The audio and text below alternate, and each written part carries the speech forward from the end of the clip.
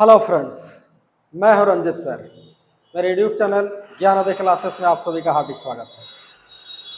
आज जैसा कि आप लोग शीर्षक देख पा रहे हैं, भारत के संवैधानिक विकास की यात्रा में अगला जो अधिनियम हम लोग आज देखेंगे वो है 1861 का भारत परिषद अधिनियम।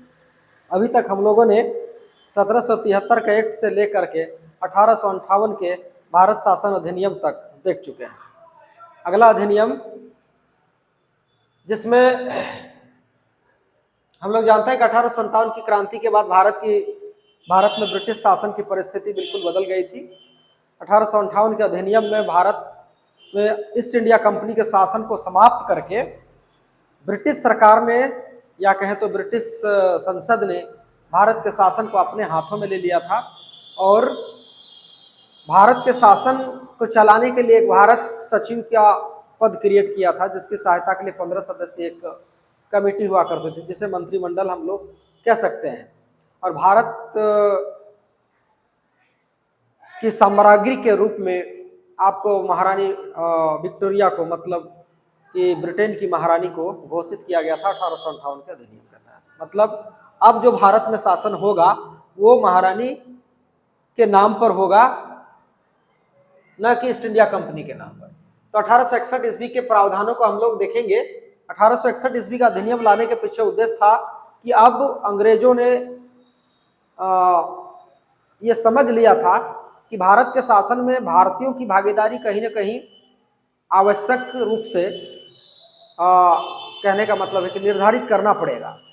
भारत के शासन में भारतीयों की भागीदारी अगर नहीं निर्धारित करते हैं तो ये जो विद्रोह है वो फ्यूचर में कभी भी फिर से होने की संभावना बनी रहेगी। और विधान परिषदों का गठन करना, विधान परिषदों को विधायी शक्ति देना, कानून बनाने का पावर देना, फिर क्या कहते हैं कि प्रशासन का विकेंद्रीकरण करना, ये तमाम चीजें थी जिसके कारण ये अधिनियम लाया गया था। तो इस अधिनियम का जो प्रमुख उद्देश्य था या महत्व कह सकते हैं, भारत में संवैधानिक एवं राजनीतिक विकास को एक बढ़ावा देने के लिए भी अधिनियम लाया गया था। और कहें तो कानून निर्माण की प्रक्रिया में भारतीयों की भागीदारी के लिए भी अधिनियम लाया गया था। प्रांतों को विधायी शक्ति, विधायी पावर देने के लिए भी लाया गया था। ठीक है, ये सारे उद्देश्य थे इस अधिनियम को लाने के पीछे। इस अधिनियम के जो प्रमुख प्रावधान जो परीक्षा में पूछे जाते हैं वो हम लोग देखेंगे। बहुत ही कम समय आप लोगों का लूंगा, ठीक है ना।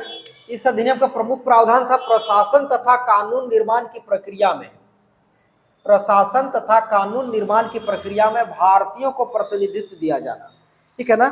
इस प्रकार से पहली बार भारतीयों को कानून निर्माण की प्रक्रिया में प्रतिनिधित्व मिला। पहले कानून निर्माण की प्रक्रिया में भारत के लोगों को शामिल नहीं किया जाता था, तो अब जो है ये एक बहुत बड़ा कदम था कि भारत के लिए जो कानून बनाए जाएंगे उसमें भारत के लोगों को भी क्या कहते हैं कि उनका विचार, उनका राय लिया जाएगा। अगला जो प्रावधान था भारत परिषद इंडियन काउंसिल, जिसको इंग्लिश में इंडियन काउंसिल कहते हैं, जिसका गठन आपको 1858 के अधिनियम में किया गया था। भारत परिषद को विधायी रूप तथा कानून बनाने का अधिकार दिया गया, ठीक है ना। भारत परिषद जो इंडियन काउंसिल था उसको विधायी रूप दिया गया और उसे समस्त भारत के लिए कानून बनाने का अधिकार दिया गया, ठीक है। तो किस अधिनियम के तहत भारत परिषद को या कहें इंडियन काउंसिल को समस्त भारत के लिए कानून बनाने का अधिकार दिया गया था? तो 1861 का अधिनियम करेंगे आंसर में। ये काफी इंपॉर्टेंस प्रावधान है इस अधिनियम का। अगला जो प्रावधान है, भारतीयों को विधान परिषद में स्थान दिया गया।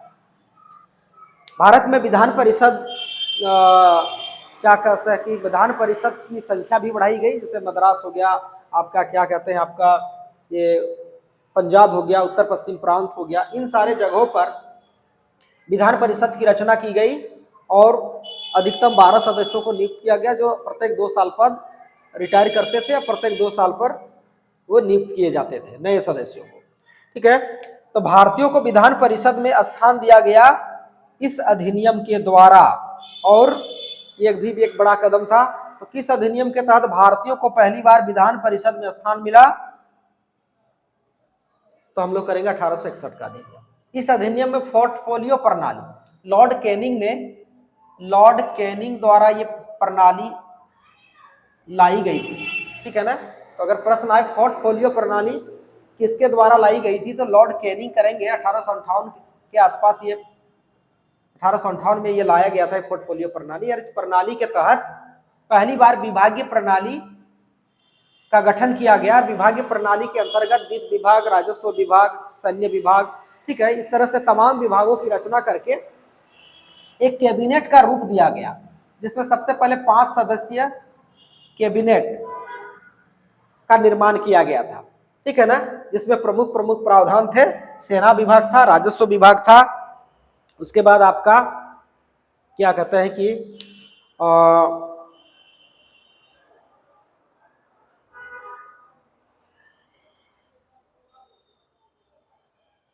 और 2-4 विभाग था, ठीक है। तो इस प्रकार टोटल 5 विभाग था। 5 विभाग के अंतर्गत ये विभागीय प्रणाली का गठन किया गया था। अगला जो प्रावधान है, तो पोर्टफोलियो प्रणाली किस अधिनियम के तहत लागू किया गया था? 1866 के अधिनियम के तहत पोर्टफोलियो प्रणाली को किसने लागू करवाया था, किसके माध्यम से आया था, ये किसका इजाद किया हुआ था, किसका आविष्कार था? तो लॉर्ड कैनिंग करेंगे। और इसके तहत विभागीय प्रणाली की नींव रखी गई थी, जिसके तहत कैबिनेट का गठन किया गया था। अब अगला जो प्रावधान है 1861 का प्रावधान है, जिसमें आपको अध्यादेश जारी करने की शक्ति दिया गया, ठीक है ना। हम लोग जानते हैं कि वर्तमान में अध्यादेश जारी करने की शक्ति राष्ट्रपति के पास में है, जो अनुच्छेद 123 के तहत वो जारी करते हैं, ठीक है ना। अब ये अध्यादेश क्या होता है आप लोग सब जानते होंगे, जो नहीं जानते हैं वो जान ले कि जब संसद जो है वो क्या कहते हैं कि या तो संसद का विघटन हो गया हो, या संसद का सत्र नहीं चल रहा हो, या संसद का अस्तित्व नहीं हो, ठीक है ना। मतलब संसद मतलब लोकसभा और राज्यसभा और राष्ट्रपति। तो लोकसभा और राज्यसभा मिलकर कानून बनाते हैं, विधान का निर्माण करते हैं, ठीक है ना। और राष्ट्रपति का मोहर लगता है तब वो कानून बनता है। तो अध्यादेश उसी परिस्थिति में जारी किया जाता है जब संसद सत्र नहीं चल रहा हो, संसद अस्तित्व में नहीं हो, ठीक है ना। उस परिस्थिति में क्या कहते हैं कि भारत में अगर कोई ऐसा कानून बनाने की आवश्यकता पड़ जाए जिससे जो एक जन कल्याण के लिए आवश्यक हो, तो वहां पर राष्ट्रपति जो है तत्काल 6 महीना के लिए अध्यादेश जारी करते हैं, और वही अध्यादेश जो है कानून कहलाता है, जो 6 माह के लिए प्रभावी रहता है। फिर 6 माह के अंदर लोकसभा का चुनाव होता है, और लोकसभा की पहली बैठक में इसको अनुमोदित कर दिया जाता है, तब यह कानून अस्थायी रूप से लागू हो जाता है। अन्यथा फिर 6 माह के अंतर्गत अध्यादेश समाप्त हो जाता है। तो अध्यादेश जारी करने की शक्ति किसे दिया गया? गवर्नर जनरल को, अब हम लोग करेंगे वायसराय को, ठीक है। तो किस अधिनियम के तहत वायसराय को अध्यादेश जारी करने की शक्ति दिया गया? तो आंसर में करेंगे 1861 का अधिनियम। और यह अध्यादेश की शक्ति जब संविधान हमारा लिखा गया